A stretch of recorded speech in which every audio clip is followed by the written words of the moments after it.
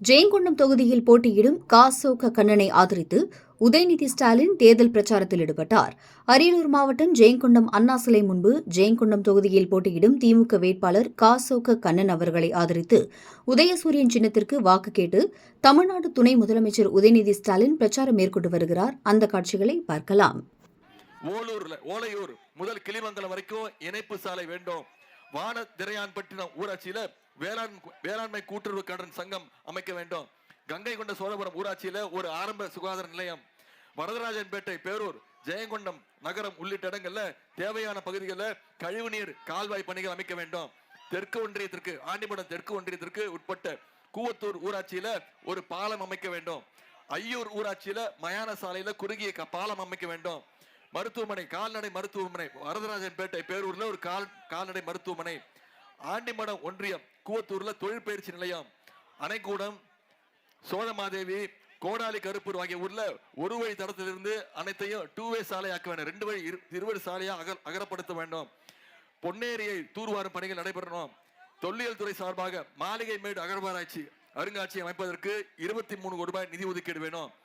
தாப்பழூர் மற்றும் ஆண்டிமடத்துல ஒரு தீயணைப்பு நிலையம் அமைத்து தர வேண்டும். இப்படி பல்வேறு கோரிக்கைகளை உங்களுடைய வேட்பாளர் இடத்துல வச்சிருக்கிறாரு. நான் உங்க இடத்துல ஒரு வாக்குறுதி கொடுக்கிறேன், நீங்க எனக்கு ஒரு வாக்குறுதி கொடுக்கணும். கண்ணன் அவர்களை குறைஞ்சது 25,000 வாக்கு வித்தியாசத்துல ஜெயிக்க வச்சு சட்டமன்றத்துக்கு அனுப்புவீங்களா? நீங்க அனுப்பிச்சீங்கன்னா நான் நிச்சயம் நீங்க கேட்டிருக்கக்கூடிய வாக்குறுதி கோரிக்கை அத்தனையும் நிறைவேற்றி கொடுக்கறதுக்கு நான் பொறுப்பு. திமுக கார ஏதோ தேர்தல் வரவு கிடையாது. என்னைக்குமே மக்களோட மக்களா நின்று மக்களோட பிரச்சனையை பேசுறவன் திமுக கார. அந்த உரிமையோட கேட்கிறேன்.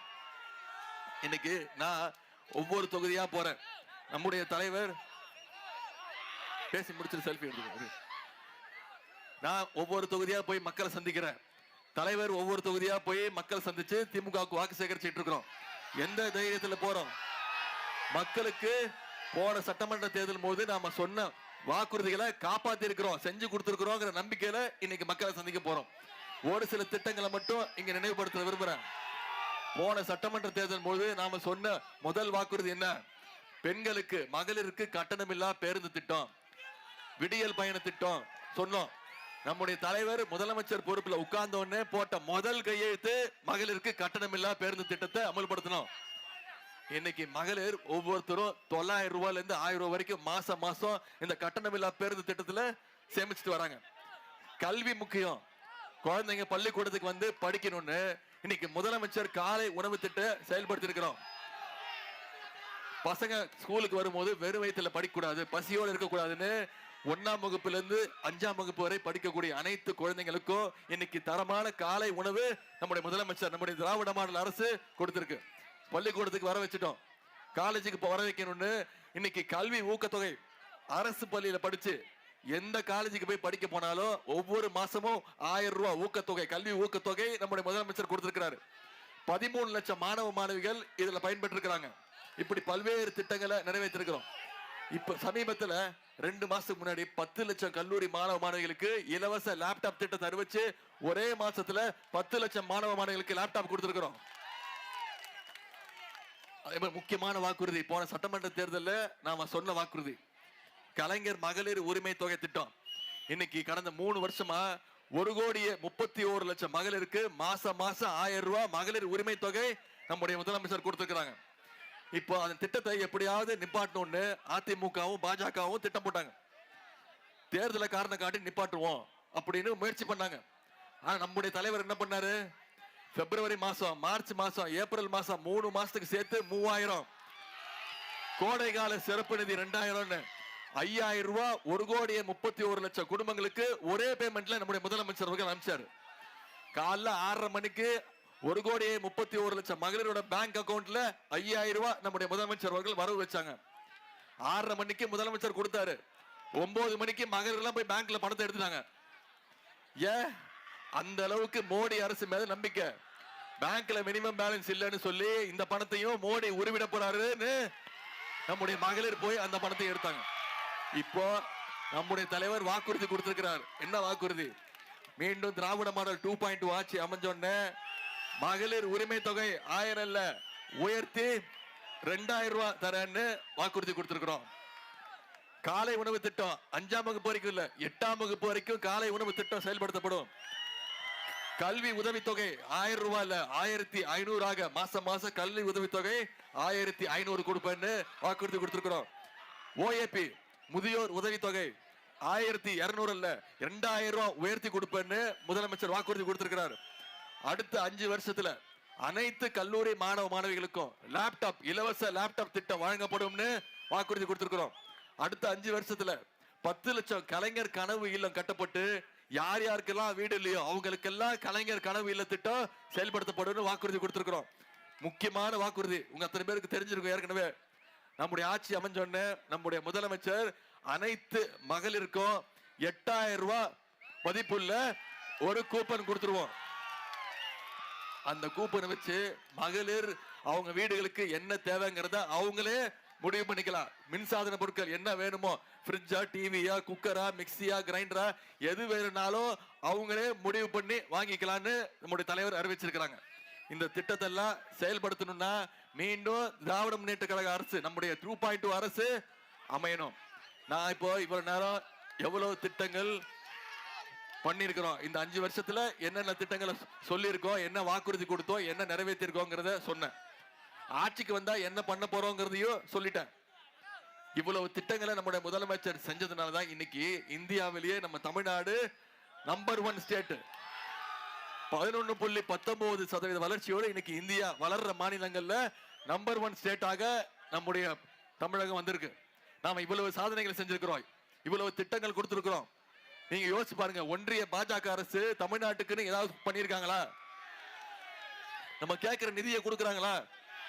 நேத்து ஒன்றிய கல்வி அமைச்சர் திரு தர்மேந்திர பிரதான் சொல்றாரு, தமிழ்நாட்டுக்கு தர வேண்டிய 3500 கோடி தர முடியாது, மும்மொழி கொள்கை ஏத்துக்கணும். மும்மொழி கொள்கைன்னா என்ன? மீண்டும் தமிழ்நாட்டுக்குள்ள இந்தியை திணிக்கிறதுக்கான முயற்சி தான் புதிய கல்வி கொள்கை. இதெல்லாம் யார் தட்டி கேட்டிருக்கணும்? இதெல்லாம் தட்டி கேட்கக்கூடிய, எழுத்து நிற்கக்கூடிய இந்தியாவிலேயே ஒரே முதலமைச்சர் நம்முடைய தலைவர் தான். அதனாலதான் இன்னைக்கு நம்முடைய தலைவர் தொடர்ந்து சொல்றாரு, இந்த சட்டமன்ற தேர்தல் இந்தியா டெல்லி அணியா தமிழ்நாடு அணியா, டெல்லி அணி வெர்சஸ் தமிழ்நாடு அணி. தமிழ்நாட்டுக்கு ஒன்றிய அரசு எதுவும் தர்றதில்ல, நம்ம கேட்கிற நிதி கொடுக்கல. போன பட்ஜெட்ல தமிழ்நாட்டுக்குன்னு எந்த திட்டமும் இல்ல, தமிழ்நாடுங்கிற பேரே இல்ல, தமிழ்நாடுங்கிற வார்த்தையே பட்ஜெட்ல இல்ல. தமிழ்நாடு தொடர்ந்து புறக்கணிக்கிற பாஜகவை தமிழ்நாடு புறக்கணிக்கவே வேணாமா? அதிமுகவை நம்ம டைரக்டா, பாஜகவை டைரக்டா தமிழ்நாட்டுக்குள்ள நம்ம விடமாட்டோம், நேரடியா விடமாட்டோம்னா உங்களுக்கு தெரியும். அதனாலதான் இன்னைக்கு அதிமுகங்கிற போர்வையை போத்திக்கிட்டு இன்னைக்கு பிஜேபி உள்ள வர பாக்குது. நீங்க ஒவ்வொருத்தரும் இந்த பிரச்சாரத்தை மக்கள்கிட்ட கொண்டு போய் சேருங்க. டெல்லி அணியா வெல்ல போவது டெல்லி அணியா தமிழ்நாடு அணியாங்கிறத இந்த தேர்தலில் செஞ்சு காட்டுவோம். நான் டெல்லி அணின்னு சொல்றேன், அந்த அணி யார் இருக்கா? மோடியுடைய கூட்டணி யாரு? திரு எடப்பாடி பழனிசாமி அவர்கள். திரு எடப்பாடி பழனிசாமி அவர்கள் தொடர்ந்து என்ன பத்தி தான் பேசிட்டு இருக்காரு. இப்போ எல்லா இடத்துலயும் போய் என்ன தெரியுமா சொல்லியிருக்காரு? அவருக்கு ஒரு பேர் வச்சிருக்கிறேன், உங்களுக்கு தெரிஞ்சிருக்கு, கேள்விப்பட்டிருப்பீங்க. மொரட்டு பக்தர்கள் பார்த்திருப்பீங்கம்மா, சரியா? மொரட்டு தொண்டர்கள் கேள்விப்பட்டிருப்பீங்க, கரெக்டா? எங்கேயாவது மொரட்டு அடிமை பார்த்திருக்கீங்களா? இன்னைக்கு இந்தியாவிலே நம்பர் 1 மோடியோட மொரட்டு அடிமை யாரு? திரு எடப்பாடி பழனிசாமி அவர்கள். இது ஏதாவது கெட்ட வார்த்தையா? அப்படி சொன்னோன்னே அவர் கோவம் வந்துருச்சு. உதயநிதி என்னை பத்தி தப்பா பேசுறாரு, கெட்ட வார்த்தையில திட்டுறாரு, அவருக்கு என்ன அனுபவம் இருக்கு அப்படின்னு கேட்கிறாரு. கண்டிப்பா அவருக்கு இருக்கிற அனுபவம் எனக்கு கிடையாதுதான். இந்த அனுபவம் எல்லாம் எனக்கு கிடையவே கிடையாது, தெரியுதா? கீழே ஒரு ஆள் படுத்திருக்காரு, யார் தெரியுது? அது